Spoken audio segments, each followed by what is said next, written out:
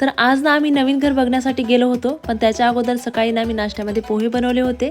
नाश्ता केला, त्याच्यानंतर पटकन मग भाकरी इकडे मला करून द्यायच्या होत्या मामाला बाहेर जायचं होतं, डब्बा त्यांना सोबत न्यायचा होता, त्याच्यामुळे पटकन करून दिला डब्बा. आणि त्याच्यानंतर मग मी इथे बीटचं ज्यूस बनवून घेतलं होतं, जे की हिमोग्लोबिनसाठी मी सध्या घेत आहे. तर इथे बीट टाकलं, थोडंसं अद्रकचा तुकडा टाकलाय आणि मिक्सरमध्ये पाणी टाकून काढून घेतलं. थोडासा लिंबाचा रस याच्यामध्ये ऍड केला, त्याच्यामुळे टेस्टही छान येते आणि प्यायला सुद्धा काही वाटत नाही. इकडे बघा, हे दोघं जण दिवसातून असा करतात, किती वेळेस करतात हे काही सांगता येत नाही, सारखंच आवरत राहावं लागतं. तर इकडे हे पल्लवीच्या भावाने गणपती बनवला होता, तेच ती दाखवत होती सगळ्यांना.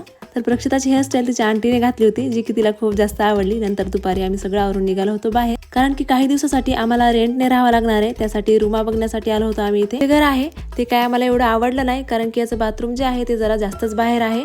आणि इथून मग थोड्याच अंतरावरती आमच्या नवीन घराचं बांधकाम चालू आहे, तिथे आम्ही गेलो होतो बघण्यासाठी. आणि त्याच्यानंतर मग आमच्या नणंदबाईच्या घरी गेलो आणि परत दुसऱ्या रूम पण बघायला गेलो होतो, ज्याचा फुल ब्लॉग आपल्या चॅनलवरती आलेला आहे, नक्कीच जाऊन बघा.